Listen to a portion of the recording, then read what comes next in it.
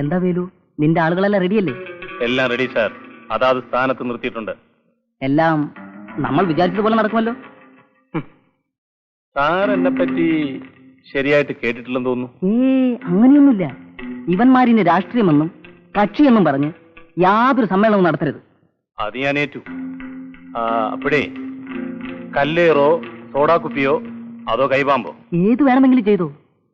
പക്ഷെ ഓരോന്നിനും റേറ്റ് പ്രത്യേകമാണ്. എന്ത് റേറ്റ് ആയാലും ഞാൻ തരില്ലേ. ആദ്യം കാര്യം നടക്കട്ടെ. ആട്ടെ, കക്ഷിയാരാ?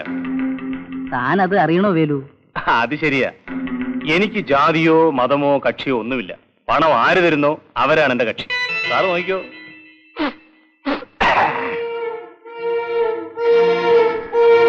അവന്മാരുടെ ഒരു മീറ്റിംഗ്. ചേട്ടാ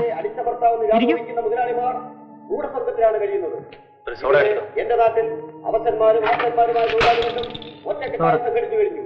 വെടിയുണ്ടകൾക്ക് നേരെ വിരിമാറ് കാട്ടാൻ കണ്ണേടമുള്ള ഒരു പുതിയ തലമുറ ഇവിടെ ഉണർന്നു കഴിഞ്ഞു. തലനരച്ച തൊഴിലാളികളെ അയ്യോ കാശൊന്നും വേണ്ട, പിന്നെ വാങ്ങിച്ചോളാം. നവീകരിക്കാനും അവരെ ഫാക്ടറിയുടെ ഭരണത്തിൽ പങ്കാളികളാക്കാനും തൊഴിലാളിമാർ മുന്നോട്ട് വന്നേ മതിയാകും. മിനിമം ബോണസ് അനുവദിക്കാൻ മടിക്കുന്ന മുതലാളിമാരുടെ കണ്ണുറപ്പിക്കാൻ നാം സമരം നടത്തുക തന്നെ വേണം. ഒന്നുകിൽ വിജയം അല്ലെങ്കിൽ മരണം, ഇതായിരിക്കും നമ്മുടെ മുദ്രാവാക്യം. സംഘടിത തൊഴിലാളി വർഗത്തിനെതിരെ നേരെ വിരിമാറ് കാട്ടാൻ കണ്ണേടമുള്ള ഒരു പുതിയ തലമുറ ഇവിടെ ഉണർന്നു കഴിഞ്ഞു. തലനരച്ച മുതലാളിത്തമേ ഇനി നിനക്ക് രക്ഷയില്ല. തൊഴിലാളികളുടെ അവകാശങ്ങൾ അംഗീകരിക്കാനും അവരെ ഫാക്ടറിയുടെ ഭരണത്തിൽ പങ്കാളികളാക്കാനും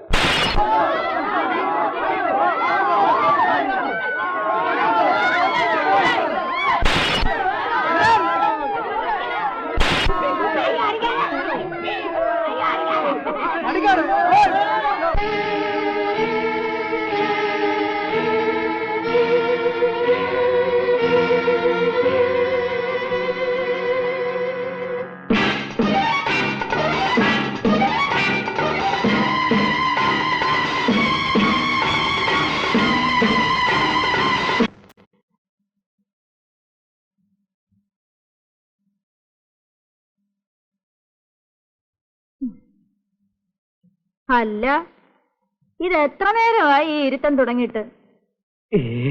അയ്യേ, ഇവിടെ വരുന്ന പൂവാലന്മാർക്കെല്ലാം ഒരുപോലത്തെ ചിരിയ.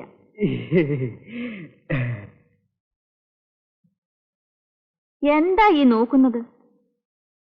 എന്നെ ഉരിച്ചു നോക്കണം. അത് വേണ്ട, ഇങ്ങനെ കണ്ടാ മതി. ആഹാ, നോട്ടത്തിലെല്ലാം മതിയാക്കാമെന്നോ?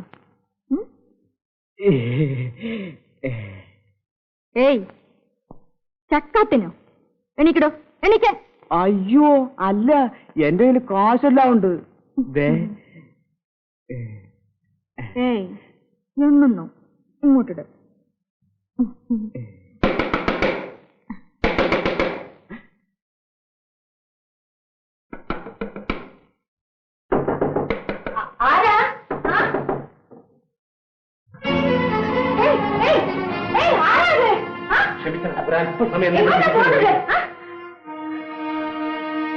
ആരാ? എടോ, ഞാൻ പണം അടച്ചിരിക്കുക. തൽക്കാലം പറ്റത്തില്ലോ സാറേ. ഒരു 2 മണിക്കൂർ എനിക്ക് ഇവിടെ ഇരുന്നേ പറ്റൂ. എടോ എടോ, എന്റെ വയറ്റ് തടിക്കാൻ വന്നിരിക്കാണോ? ഇത് കേസ് മറ്റേതാണല്ലേ? താൻ ഇവിടത്തുകാരനല്ല അല്ലേ? വല്ല മോഷണമോ കൊലപാതകമോ നടത്തിയിട്ട് ഇവിടെ വന്നിട്ട് ഒളിക്കാണോ? ഇറങ്ങി പുറത്തു പോകുന്നുണ്ടോ അതോ പോലീസിനെ വെച്ചണോ? പോലീസോ? ഇവിടെയോ? ഇത് കണ്ടോ? ഒരുത്തനെ ഇപ്പം സൂപ്പാക്കിയതേ ഉള്ളൂ. താന് താങ്ങോ?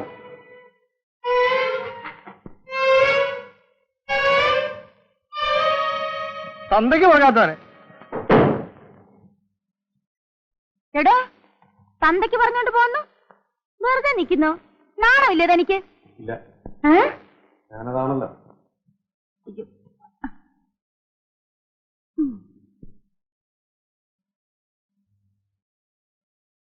ആ മോന്ത കണ്ടില്ലേ? കേറി വന്നിരിക്കുന്നു. നാളെ വൈക്കോല് കയറി കിടക്കുന്ന മാതിരി എന്റെ പഴപ്പ് മുട്ടിക്കാൻ. നിർത്ത്. ഈ 2 മണിക്കൂറിൽ നീ എന്തോ സമ്പാദിക്കും? എന്താ നിന്റെ റേറ്റ്? 300. 300? ഒരു 0 എടുത്ത് മാറ്റിക്കോ. അത് പറ.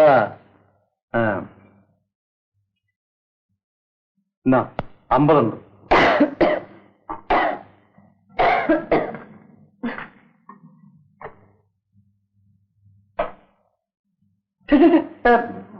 ഇതൊന്നും വേണ്ട, ഞാനതൊന്നുമില്ല. വെറുതെ അവിടെ ഇരുന്നാ മതി. 2 മണിക്കൂർ കഴിയുമ്പം ഞാൻ വന്ന വഴിയെ പോയിക്കോളാം. എന്തിനു ഞാൻ ചുമച്ച് ചാകാൻ പോകുന്നേ? ഇവിടെ വരുന്ന ചില മഹാന്മാര് പണം മാത്രമാണോ തന്നിട്ട് പോകുന്നത്?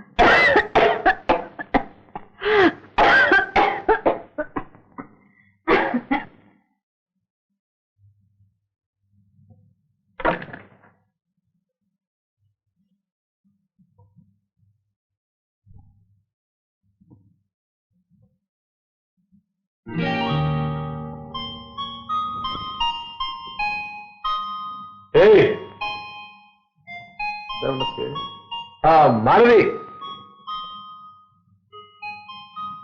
ഇതെന്താ 20 വീണ്ടും പിരിച്ചത് പോകരുതിട്ട്? ചെടോ, എന്റെ തൊഴില് മാനം വിറ്റ് ജീവിക്കുന്നതാണ്. പക്ഷേ ദാനത്തിന് ഞാൻ കൈ നീട്ടാറില്ല. താൻ കൊണ്ടുപോണോ തന്റെ കാശ്? കൊണ്ടുപോയി തടിയൊക്കെ നന്നാക്കിട്ട് വാ.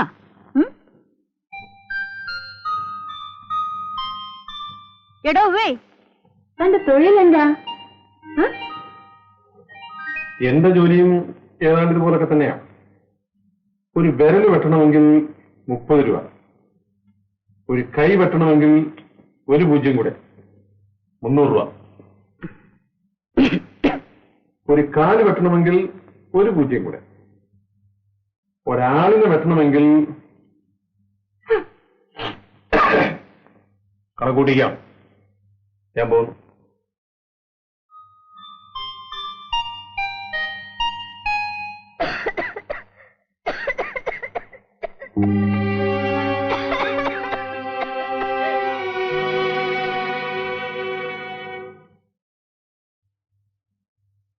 ആ പോലീസുകാരൻ ചങ്കരപ്പിള്ള വന്നിരുന്നു. അയാളെ ഞാൻ കണ്ടതാണല്ലോ. എന്താ കാര്യം? എന്നോട് ചോദിച്ചാൽ ഞാൻ എങ്ങനെ അറിയാനാ? ഇന്ന് എത്രയാ തീയതി? 27. അയാളെ ഞാൻ പിന്നെ കണ്ടോളാം. ശാന്തമ്മ കോളേജിൽ പോയോ? അച്ഛനിന്ന് ഓഫീസിൽ പോകുന്നില്ലേ? പോകുന്നുണ്ടല്ലോ മോളെ. എന്താ കാര്യം? അച്ഛാ, എന്റെ കൂട്ടുകാരികൾക്ക് ലെതർ ഫാക്ടറി കാണണമെന്ന് പറഞ്ഞു. ഞാൻ പറഞ്ഞു എന്റെ അച്ഛൻ അവിടെയാണ് ജോലി, ഞാൻ കൂട്ടിക്കൊണ്ട് പോവാന്ന്. വേണ്ട മോളെ, അവിടെ എല്ലാം വൃത്തികേടാണ്. നീ അവിടെ അങ്ങ് വരാൻ പാടില്ല. എന്നാ ശരി, ഒരു 10 രൂപ ഉണ്ടെങ്കിൽ താച്ചാ. 10 രൂപയോ? ആ 10 രൂപ ഉണ്ടാക്കാൻ ഞാൻ എന്ത് പാടുപെടുന്നുണ്ടെന്ന് നിനക്കറിയാം. എത്ര പേരെ തൊഴണം, എത്ര പേരെ. മര്യാദക്ക് നീ കോളേജിൽ പോകുന്നുണ്ടോ?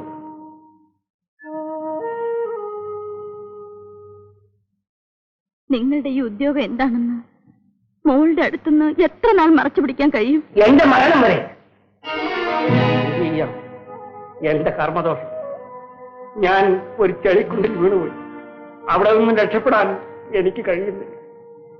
എന്റെ മകളെ പഠിപ്പിച്ച് നല്ലൊരുത്തന്റെ കയ്യിൽ ഏൽപ്പിച്ച എന്റെ ഈ ഉദ്യോഗമല്ല, എന്റെ ജീവൻ വരെ ഉപേക്ഷിക്കാൻ ഞാൻ തയ്യാറാണ്.